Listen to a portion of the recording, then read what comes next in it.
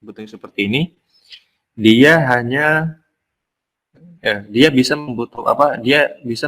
menggunakan satu jalur data, satu ground, lalu satu untuk arus listrik ataupun VCC. Kalau kita lihat di boardnya, itu VCC itu ada dua tegangan ya. Yang satu adalah 3,3 volt, yang satu 5 volt. Artinya untuk jalur komunikasi one wire itu hanya bisa membutuhkan satu jalur komunikasi data, lalu satu ground, lalu satu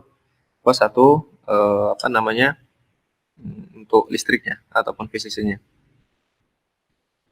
Selanjutnya, untuk sensor suhu ini dia bisa mengukur daya ataupun besaran suhu itu dari minus 55 derajat Celcius sampai kurang lebih 125 derajat Celcius. Jadi untuk sensor yang suhu seperti ini, DS18B20, dia mampu mengukur suhu minus 55 derajat Celcius sampai 125 derajat Celcius. Ini untuk fungsi dari sensor suhu. Selanjutnya, ketika kita ingin menggunakan sensor suhu ini, misalnya kita ada studi kasus. Dalam studi kasus ini ternyata kita akan menggunakan sensor suhunya itu banyak. Artinya banyak sensor suhu yang terkoneksi dalam satu microcontroller ataupun microprosesor. Nah, salah satu kelebihan dari komunikasi one wire ini karena dia bisa berkomunikasi hanya dengan satu jalur data, lalu satu jalur ground, lalu satu jalur untuk listrik ataupun VCC. Artinya berapapun perangkat sensor suhu DS18B20, dia cukup hanya menggunakan satu jalur data, satu ground, lalu satu VCC. Jadi dari berbanyak sensor itu nanti bisa kita satukan, lalu sehingga dari berbagai banyak sensor itu mampu berkomunikasi hanya dengan satu jalur data, satu ground, lalu satu VCC. Itu salah satu untuk kelebihannya. Oke, dari sini ada yang ditanyakan dulu? Atau sudah pada paham?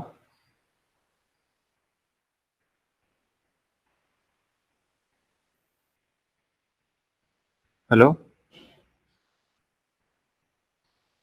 Oke, Fatur Rahman insyaallah paham. Insyaallah. Oke ya. Lanjut Pak. Lanjut ya. Ini Denny izin mau ke acara nikahan saudara. Nanti videonya akan Anda upload di YouTube untuk video lengkapnya. Oke teman-teman, itu untuk pengantar kita di sensor D12B20. Dia sensor anti air. Oke, ini sebelumnya Anda mohon maaf, Anda terkendala di ini untuk membuka Arduino IDE-nya. Jadi mungkin hari ini kita full belajar teori dulu. Dan untuk pertemuan ketiga kita akan oke, ini masih bisa hadir. Oke, jadi sebelumnya mohon maaf, ini untuk pertemuan kali ini mungkin kita nggak praktek ngoding dulu. Nanti terkendala untuk membuka Arduino IDE ini. Dari tadi pagi dia tidak mau terbuka. Artinya mungkin karena perlu diupdate ya untuk versi Arduino sendiri, karena sekarang sudah masuk versi baru kalau nggak salah. Tapi yang di laptop Ana ini masih yang versi lama. Jadi kalau untuk pertemuan kali ini kita bahas full teorinya dulu, sampai nanti mungkin kita belajar sampai sensor servo. Nah, untuk yang pertemuan kita nanti yang terakhir, di pertemuan online kita yang terakhir, kita akan full untuk ngopreknya. Artinya kita akan full untuk pengodean, mulai dari nanti misal kita akan simulasikan membuat sebuah alat yang terintegrasi dengan beberapa sensor. Nanti akan kita simulasikan di pertemuan yang ketiga. Jadi kalau untuk yang pertemuan kali ini kita review materi, ya, pertemuan kita yang pertama, sekaligus kita akan belajar teori sampai sensor servo. Sebenarnya kalau untuk di mata kuliah perangkat berbasis internet ini, Anda sebenarnya pengen untuk demonstrasikan bagaimana caranya kita menggunakan sebuah mikroprosesor, dalam hal ini sebuah Raspberry, yang mana nanti kita nanti akan coba install sebuah database, dan kita akan nanti install sebuah framework. Dalam hal ini kita nanti akan menggunakan framework Plus.